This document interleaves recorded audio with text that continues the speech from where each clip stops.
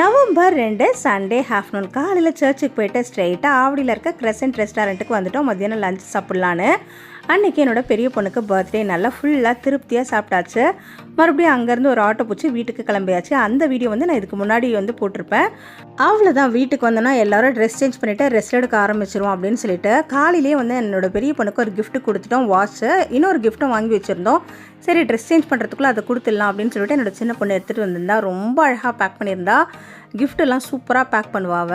காலையில் நாங்கள் ஒரு கிஃப்ட் கொடுத்துருந்தோம்ல, வாட்ச்சு, அது மட்டும்தான் நாங்கள் அவளுக்கு வாங்கியிருக்கோம். அவள் நினச்சிட்டா இப்போ இன்னொரு கிஃப்ட்டும் கொடுத்த உடனே அப்படியே 1000 வாட்ஸ் லைட் அறிஞ்ச மாதிரி முகத்தில் அப்படி ஒரு சந்தோஷம்.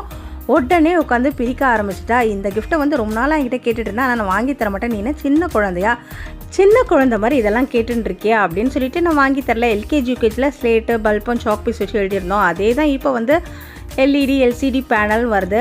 அதில் வந்து நம்ம எரேசர் வச்சு அழிப்போம். இதில் வந்து டெலீட்டுன்னு ஒரு பட்டன் ஆப்ஷன் கொடுத்து அதை கொடுத்தா அது ஆட்டோமேட்டிக்காக டெலீட் ஆகிடும். இதை வந்து அவள் ட்ராயிங்லாம் அதிகமாக வரைவா.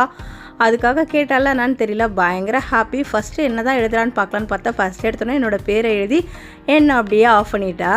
நல்ல சூப்பராக பிராண்டட் வாட்ச் ஒன்று வாங்கி கொடுத்தோம். அந்த வாட்ச் கொடுத்தப்போ கூட இந்த அளவுக்கு சந்தோஷம் இல்லை. இது ஒரு சின்ன கிஃப்ட்டு தான், ஆனால் இதுக்கு தான் பயங்கர சந்தோஷமாக இருந்தா. அதுக்கப்புறம் ஈவினிங் வந்து கேக் வாங்கிட்டு வரலான்னு சொல்லிட்டு நானும் ஹஸ்பண்டும் கிளம்பிட்டோங்க. கிளம்பினப்போ பார்த்திங்கன்னா என்னோடய அம்மா வந்து வீட்டுக்கு வந்திருந்தாங்க. எப்போவுமே பிள்ளைங்களுக்கு பர்த்டேக்கு முன்னாடியே வந்து காசுலாம் கொடுத்து ட்ரெஸ் வாங்கிக்கோங்க அப்படின்னு கொடுப்பாங்க. இந்த வாட்டி வந்து பார்த்திங்கன்னா பர்த்டே அன்றைக்கி நைட்டு தான் வந்திருந்தாங்க. சண்டே அப்படின்றதுனால அவங்க காலையிலேருந்து ரொம்ப பிஸி. அதே மாதிரி வெளியே வந்து ஆட்டோவும் வெயிட்டிங்கில் போட்டு நான் உடனே போகணும் அப்படின்னு சொல்லிட்டு காஃபி மட்டும் குடிச்சிட்டு உடனே கிளம்பிட்டாங்க. அம்மா போனதுக்கப்புறம் நாங்கள் வந்து கேக் வாங்கலாம் அப்படின்னு சொல்லிட்டு கடைக்கு போயிருந்தோம். எங்கள் ஊரில் இருக்க ஒரு 4-5 கடையில் நாங்கள் கேக் வாங்கியிருக்கோம். ஒரு சில டைம் ஃப்ரெஷ்ஷான கேக் கொடுத்தாலும் ஒரு சில டைம் வந்து பழைய கேக் கொடுத்து ஏமாற்றிடுறாங்க. இப்போ கொஞ்ச நாளாகவே எங்கள் கேக் வேவ்ஸ் அப்படின்ற ஒரு கடையில் தான் வாங்கியிருக்கோம். இதுக்கு முன்னாடி 4 வாட்டி வாங்கியிருக்கேன். 4 டைமே சூப்பராக ஃப்ரெஷ்ஷான கேக் தான் வாங்கினேன்.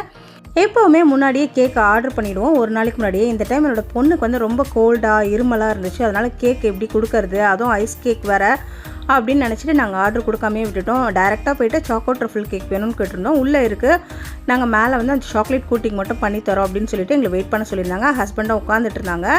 அதுக்கப்புறம் எடுத்துகிட்டு வந்து மேலே லெட்டர்ஸ் மட்டும் எழுதி கொடுத்தாங்க. ஆனால் வீட்டுக்கு வந்ததுக்கப்புறம் தான் தெரிஞ்சது அது ஃப்ரெஷ்ஷான கேக் இல்லை அப்படின்னு சொல்லிட்டு. நிறைய டைம் வந்து சாக்கோ ட்ரஃபிள் கேக் நாங்கள் சாப்பிட்ருக்கோம். ஸ்வீட்னஸ் வந்து ரொம்ப கம்மியாக இருக்கும், திகட்டவே திகட்டாது, நல்லாவே இருக்கும். இது வந்து பார்த்திங்கன்னா உள்ளே வந்து ரொம்ப அப்படியே ஒரு மாதிரி ஸ்டிக்கியாக இருந்துச்சு, அதிகமான இனிப்பு இருந்துச்சு. அதை மேக்கப் பண்ணணும் அப்படின்றதுனால நிறைய ஸ்வீட்னஸ்ஸு சாக்லேட் சிரப்லாம் ஊற்றி கொடுத்துருப்பாங்களா என்னன்னு தெரியல.